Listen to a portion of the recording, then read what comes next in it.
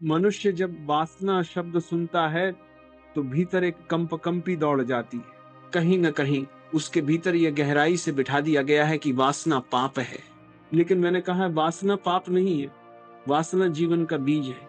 यदि वासना न होती तो तुम जन्म ही न ले पाते।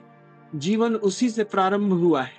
माँ और पिता के प्रेम के क्षण में एक तरंग उठी, वही वासना थी, और उसी तरंग से तुम्हारा अस्तित्व प्रारंभ हुआ। तो जो चीज तुम्हारे अस्तित्व का कारण है उसे नकारना अज्ञान है, उसे समझना ही अध्यात्म है। वासना केवल शरीर की बात नहीं है, वासना जीवन की ऊर्जा है। वह वृक्ष के बीज जैसी है, यदि तुम उसे दबा दो तो वह सड़ जाएगी, यदि तुम उसे प्रेम और ध्यान दो तो वह फूल बन जाएगी।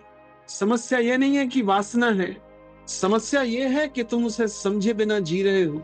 तुम या तो उसे दबाते हो या उसके पीछे भागते हो, दोनों ही अज्ञान है। जो दबाता है वह भी वासना में बंधा है, जो भागता है वह भी उसी में डूबा है। मैं कहता हूं वासना कोई समस्या नहीं है, समस्या तुम्हारी अचेतना है।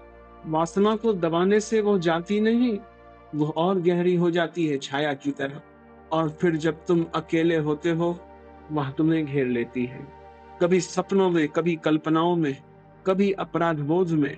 इसलिए मैं कहता हूं वासना से भागो मत, उसमें उतर जाओ, उसे देखो, उसे समझो। क्योंकि जब तुम देखते हो, साक्षी बनते हो, तब वासना बदल जाती है। वो वही ऊर्जा नहीं रहती, वह रूपांतरित हो जाती है। वासना ऊर्जा है, वही ऊर्जा जो तुम ध्यान में, प्रेम में, कला में, संगीत में, कविता में, प्रार्थना में रूपांतरित कर सकते हो। लेकिन उसके लिए तुम्हें पहले यह स्वीकार करना होगा कि वह तुम्हारे भीतर है। समाज ने कहा इसे छिपाओ, धर्मों ने कहा इसे कुचल दो, लेकिन जिस चीज को तुम कुचलते हो वह तुम्हारे अवचेतन में और गहरी जड़ें जमा लेती।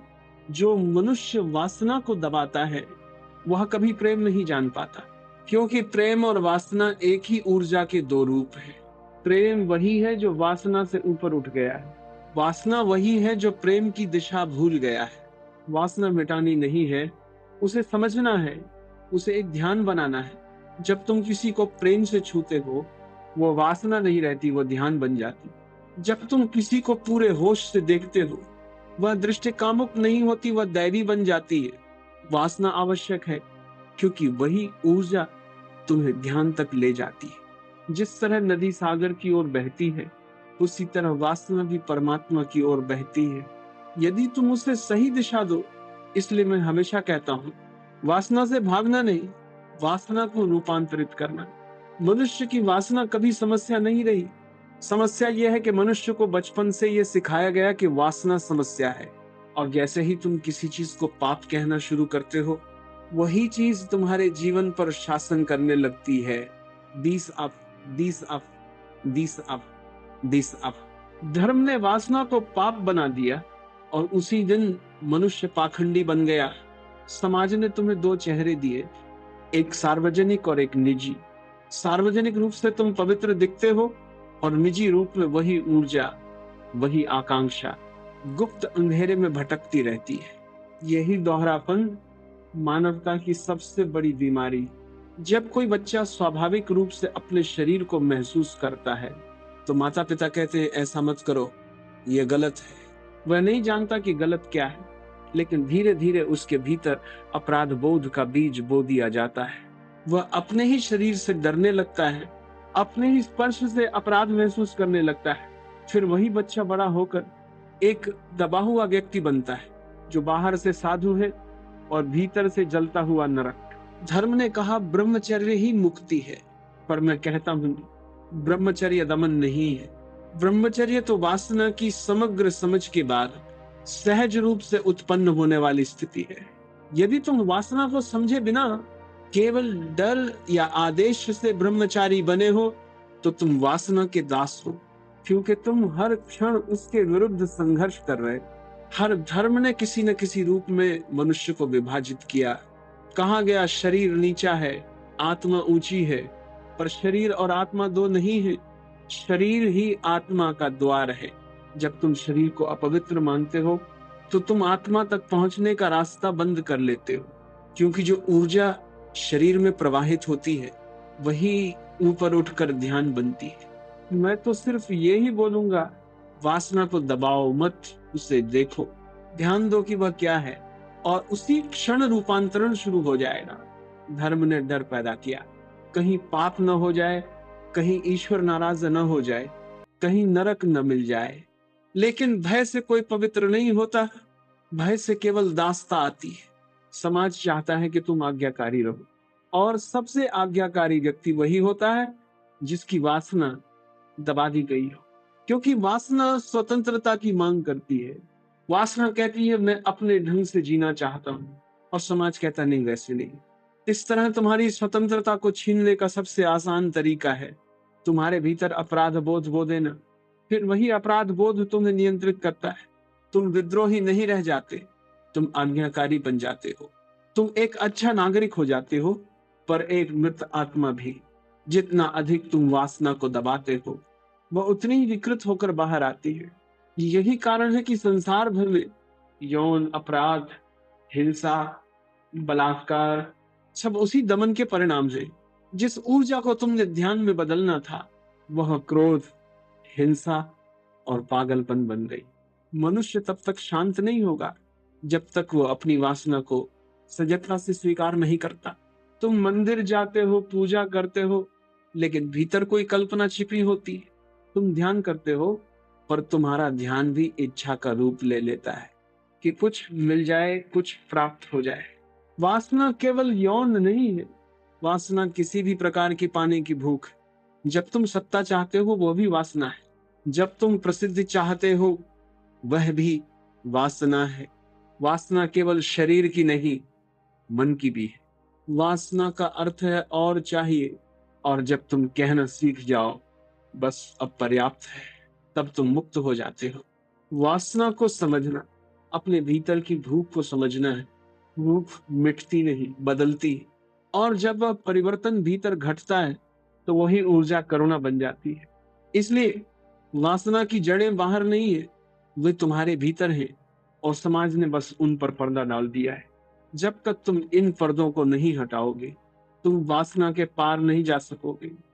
वासना को पाप कहना, उसे और गहरा बनाना है, उसे समझना, यही धर्म है। ऊर्जा कभी नष्ट नहीं होती, वह केवल रूप बदलती है। वासना भी ऊर्जा है। यह वही जीवनी शक्ति है जो वृक्ष को अंकुर बनने पर मजबूर करती है, जो पक्षी को गीत गाने को कहती है, जो सूर्य को हर सुबह पुनः उगने के लिए प्रेरित करती है। ये वही शक्ति है जो मनुष्य को प्रेम करने, सृजन करने और ध्यान में डूबने की सामर्थ्य देती है। पर जब ये ऊर्जा अनजानी रहती है, तो वही शक्ति तुम्हें जकड़ लेती है। तुम उसके पीछे भागते हो, वह तुम्हें गुलाम बना देती है। लेकिन जब तुम इसे देखना शुरू करते हो, तो वही ऊर्जा तुम्हें मुक्त कर देती है। जब कोई विचार उठे, कोई कामुक छवि उभरे, कोई इच्छा भीतर से पुकारे, बस उसे देखो, बिना निर्णय के, बिना ये कहे कि ये अच्छा है या ये बुरा है। देखना ही रूपांतरण है। जहां साक्षी आता है, वहां इच्छा गल जाती है, क्योंकि इच्छा को शक्ति तुम्हारी अचेतना से मिलती है। जब तुम अंधे हो, वह तुम्हें घसीटती है। जब तुम जागते हो, वह झुक जाती है। जब तुम वासना को केवल देखना सीख लेते हो, तो धीरे धीरे उसकी पकड़ ढीली होने लगती है। वह अब तुम्हें नियंत्रित नहीं करती, बल्कि वह तुम्हारे ध्यान का ईंधन बन जाती है। वासना केवल शरीर की प्यास है, प्रेम आत्मा की तृप्ति है। वासना में मैं होता है, प्रेम में तू। वासना लेना चाहती है, प्रेम देना चाहता है। जब तुम किसी से प्रेम करते हो, तो तुम केवल शरीर नहीं देखते, तुम उसकी उपस्थिति को महसूस करते हो, उसकी आत्मा को छूते हो। वासना में शरीर के माध्यम से आत्मा की खोज होती है, लेकिन अगर तुम सचेत रहो, तो वही खोज तुम्हें आत्मा तक पहुंचा देती है। वासना से प्रेम की यात्रा वहीं से शुरू होती है, जहां तुम सचेत हो जाते हो। वासना अंधी है, प्रेम आंखें खोल देता है।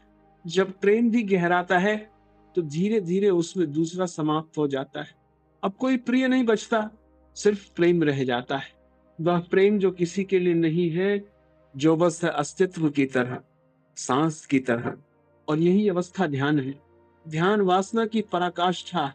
वासना ने जब पूरी तरह अपना रूप बदल लिया, जब शरीर की लालसा आत्मा की लय बन गई तो वही ध्यान का फूल खिलता है।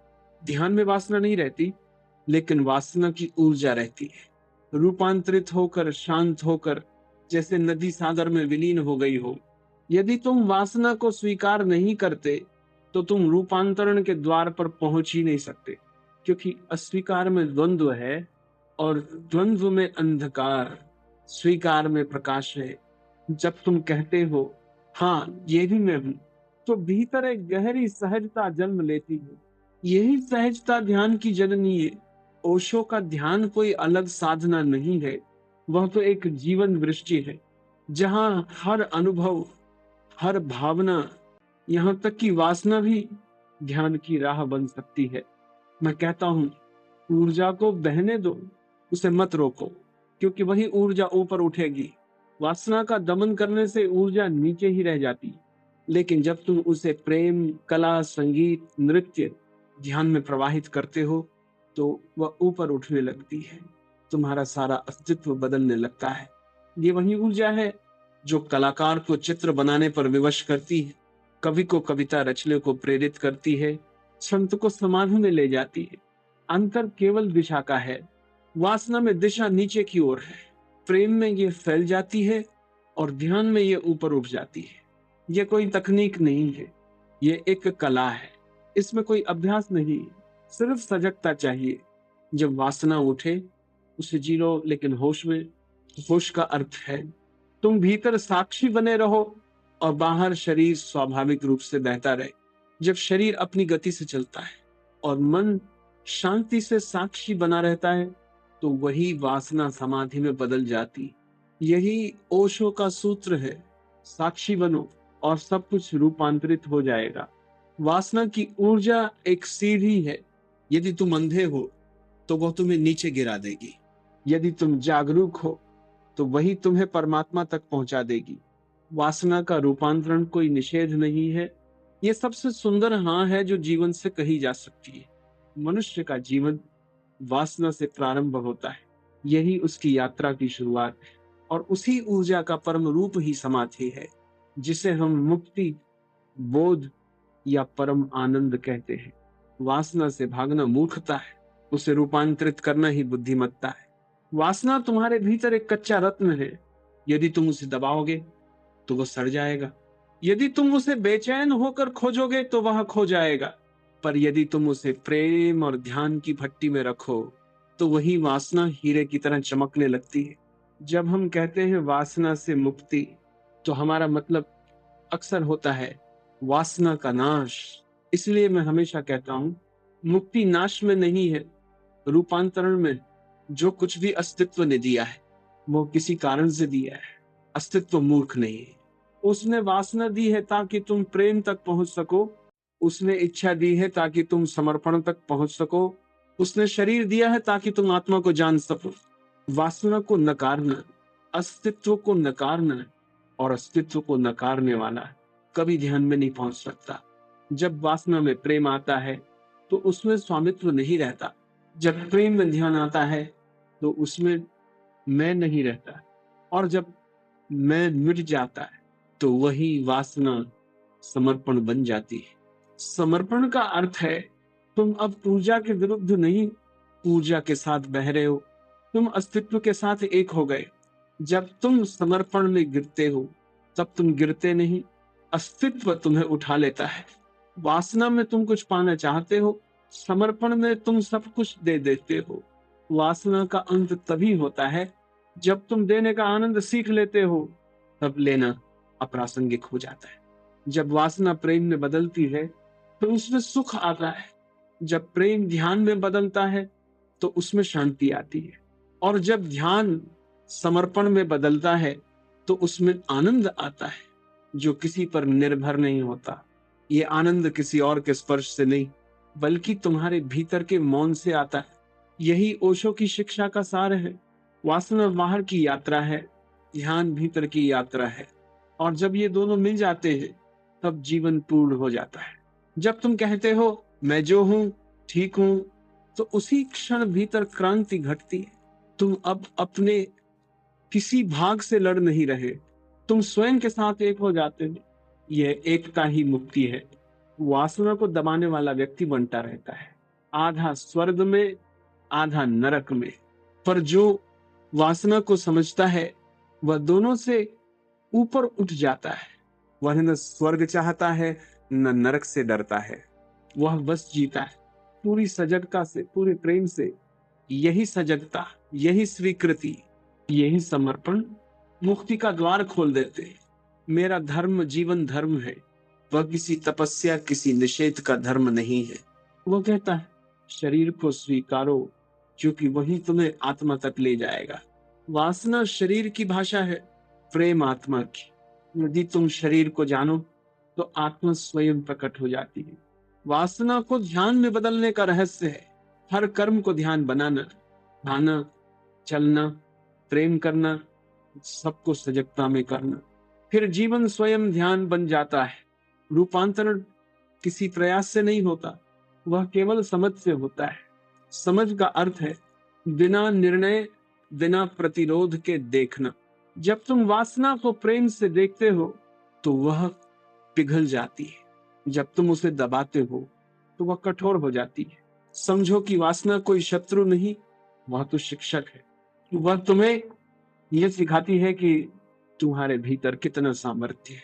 अगर वह ऊर्जा इतनी प्रबल है कि तुम्हें भटका सकती है, तो वही ऊर्जा तुम्हें मुक्त भी कर सकती है। एक दिन ऐसा आता है जब तुम वासना को, प्रेम को, ध्यान को अलग अलग नहीं देख पाते, सब एक हो जाते हैं।